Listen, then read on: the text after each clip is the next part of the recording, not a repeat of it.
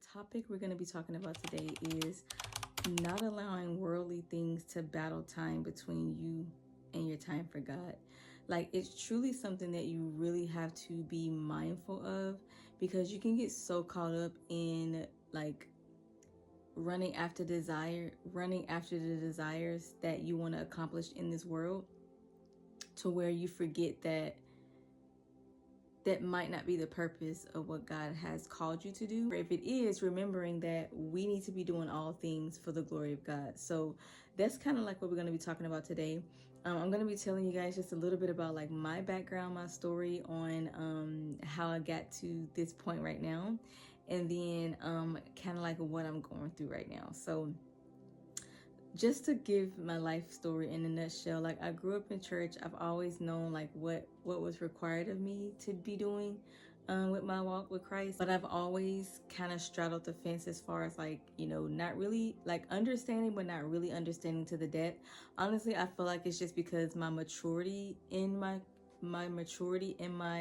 relationship with Christ was not where it was. It still was childlike, and I never really tried to pursue, you know, trying to get out of the childlike mindset of a Christian, or, you know, not really trying to grow myself spiritually. So long story short, I went through a years long of, you know, desiring sin and pleasuring my flesh, to where I ended up to where I am right now, which is on fire for God, because God literally cornered me, and I was doing so many things that in my mind I didn't realize was wrong until it started going wrong, until I started understanding that I was living in sin. I guess whenever I started waking up, I guess whenever I started going through so many hardships, that I felt like, you know what, God is not with me. To where I really truly just started to feel just lost. I felt like something was empty and missing inside of me, you know. And it's just because like God was calling me back to himself. And so then I no longer desired the things that I was desiring through my flesh, because God was calling me, and my spirit was more and more and more hungry for years and years and years. So I won't go too much more in depth than that, because I really want to focus on what this topic is about. But it got me to the point where I did this for so long, to where I no longer want to play around. I no longer want to play around with my relationship. And so I've started pursuing Christ more and more and more than what I ever have in my whole entire lifetime, which, like I said, I grew up in church in the last, I would say, 3 to 4 years of my life. So, which is where I am today. So honestly, fast forward to like 2 years ago, even, like I was truly just praying and asking God to not allow me to get so consumed with what I was trying to succeed at in life, to where it further and further pushed me away from making him my priority and making sure that everything that I was doing was glorifying him, where I truly just got, you know, too busy. And if you too busy for Christ, then you just too busy, and life will go on faster than what you know it. And the next thing you know, you're dead, or the next thing you know, you're dead spiritually, mentally and physically. But it's just so important that you don't get so consumed and caught up, because honestly, that is the tactic of the enemy. Like, honestly, I feel like that spiritual warfare is to get you so consumed with the fleshly, earthly desires, to where you no longer are desiring heavenly desires. You know, you're no longer desiring to, you know, amplify or glorify, amplify, or, you know, pursue God's kingdom. And so that's kind of like where I am right now. Like, I literally prayed that I don't do that, and then I slowly just starting to see myself like trickle more and more and more to being consumed by the things of this world, by my success, by my career. And God is truly showing me like, hey, this is not the path that I created for you. Like, this is not where I was trying to guide you. You know, one of the many things I love about Christ is when you're praying for something or praying to get out of something, he will get you through it, get you out of it, and intend for you to be a certain way in that season. Whether it's to work less, to do less, to make less, for a season to grow you. And then you can get slowly pulled into doing things that will pull you out of the focus of why you're in that season. Really truly feel like God just gave me the word right out of my own lips is this is not what he intended me to do in this season when he blessed me with the things that he blessed me with. So I need to keep my eyes focused and fixed on him so that I don't lose focus on what he needs me to do to be glorifying him in this moment, if that makes sense. So I truly just feel like I wanted to come on here and just tell somebody that, like, don't get so consumed and busy with the things that God is blessing you with, because it could be things that he's blessing us with, but then because we're getting blessed more and more and more with it, we want to pursue and do more and more and more with it.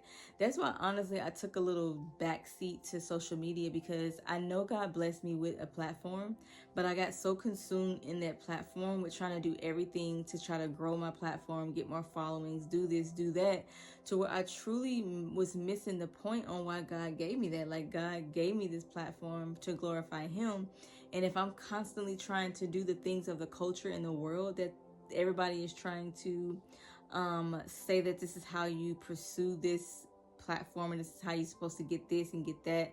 For example, with TikTok, you have to post more, just do this, do this, do this. Like, there was a time frame in TikTok, and it's probably still going on right now, but I got out of that algorithm where it was just like people saying do more and more and more and more to get more and gain more and get more and see more and do more and do, to where it's like you start getting so consumed by that to where then you start idolizing slowly, and then surely you're trying to do so much to get yourself to the next level where you forget about God.